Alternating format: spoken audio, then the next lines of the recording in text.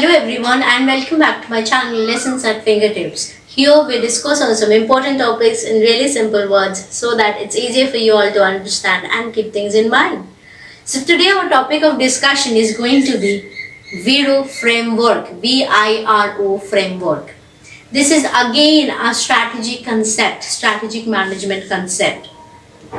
Well, what is this framework all about?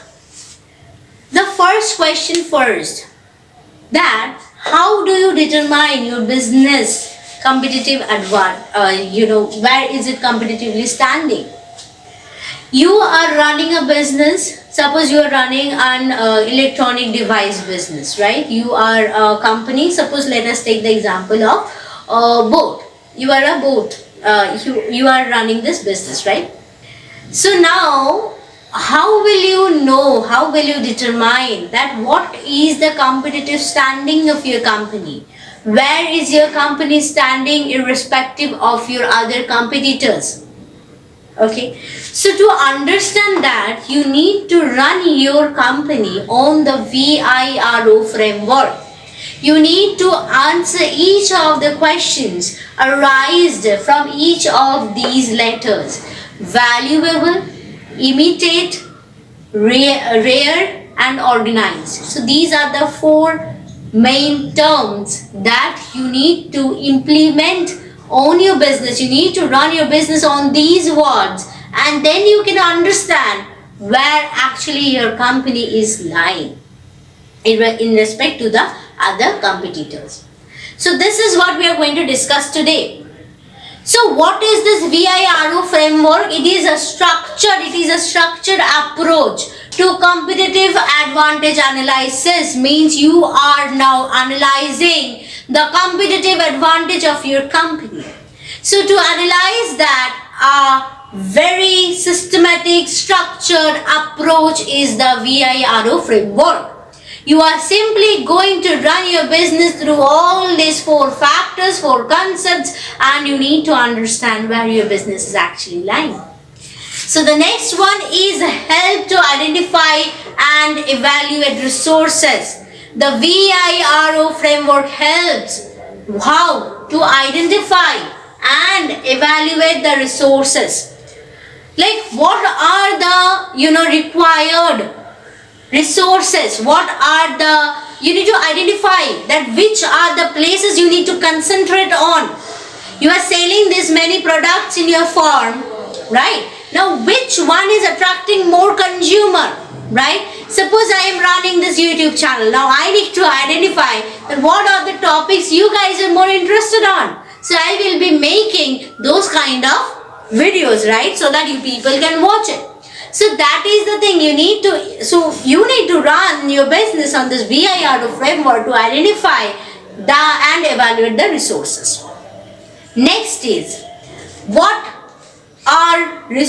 your resources are, how well you are using them. These are the questions that can be answered by running your business on the VIRO framework. First is, what are your resources? Okay, how well are you using them? The resources that you are using, first of all, what are the resources that you are using? And if you are using those resources, how well are you using that? Are you using it are you having the full utilization of the resources, or there is something missing? Next is, and if it is giving you a competitive advantage or not. If you are using those resources properly, is it giving you the competitive advantage?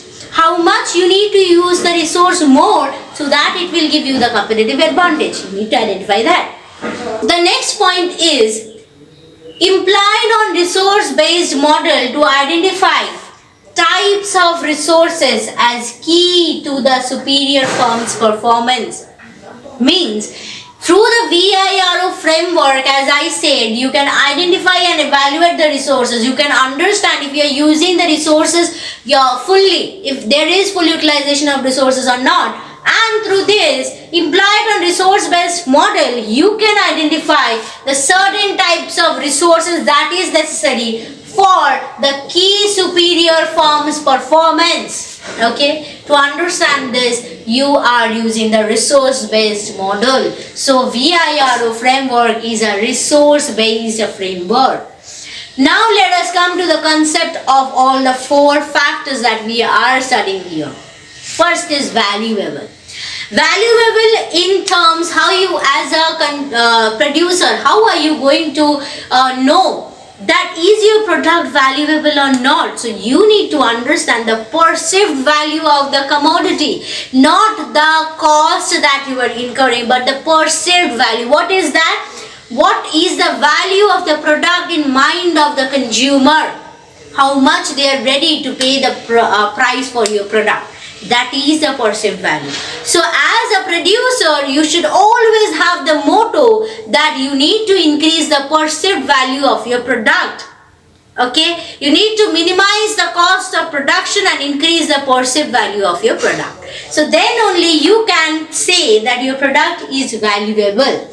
So if the answer to the question is no, your product is not valuable, it is not having much perceived value, that means you are having a competitive disadvantage, not a competitive advantage. So from here, you can understand where is your business lying. So you will answer to the question, is your commodity, the products that you're producing, valuable or not? Is it having perceived value or not? If yes, then let's move on to the next question. If no, then you are facing competitive disadvantage.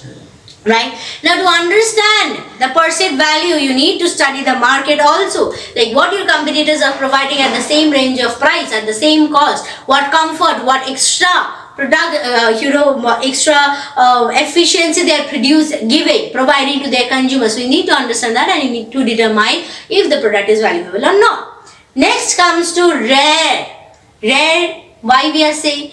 As from the word, term itself, unless and until you are in a competitive advantage position, unless and until some other firm comes and copies you, makes the same kind of product, until the time your resources are rare, till the time the resources that you are using is just to yourself, till that time you are having the competitive advantage.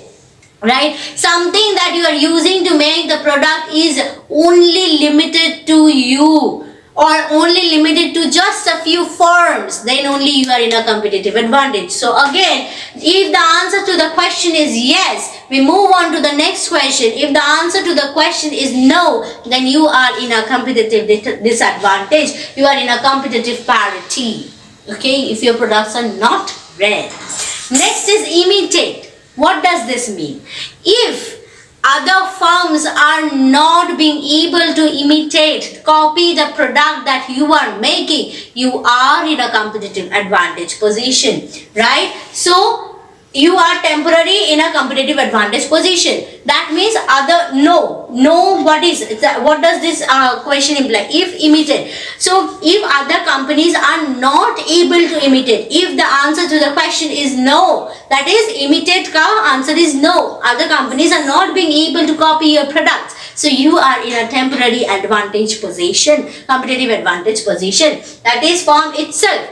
Definitely you need to keep in mind that as a producer, you must be able to copy your product, like how you are making the product. The next one should be the same, but other companies should not be able to copy the products or imitate your products, right? So then you can call it, yes, you are in a competitive advantage position, but that too temporary. Next is organize. Let's move on to the next question, the final one, that is organized. If your company is not organized, if the management is not organized, if other 3 things are not maintained properly, then where is the question coming of staying in competitive advantage? Everything is already mixed up in your company, so it's not at all you are in a competitive advantage, right? So you need to be organized to capture the value of the resources. So if no, then you are having, if suppose like other companies are not as organized as you, then definitely you are in a competitive advantage position. Not in the sense that you are only not organized. No, the other competitive firms are not as organized as your firms, then you are in a competitive position. The other see, for valuable, if I am saying, the other companies are not producing that valuable products or having that perceived value, then you are in a competitive advantage position. But if your products are not valuable, if it is not having the more perceived value, then you are in a competitive disadvantage position. So like this, you need to ask the question, you need to run your company on this framework to understand where is your company standing in terms of competitive advantage. So this was all about the VIRO framework. So we have understood why do we need this VIRO framework, what it actually helps, what are the 4 terms that we are understanding in the VIRO framework. So I hope you guys have liked this video. Please do hit a like and subscribe to my channel for more such informative videos. Thank you. Bye bye.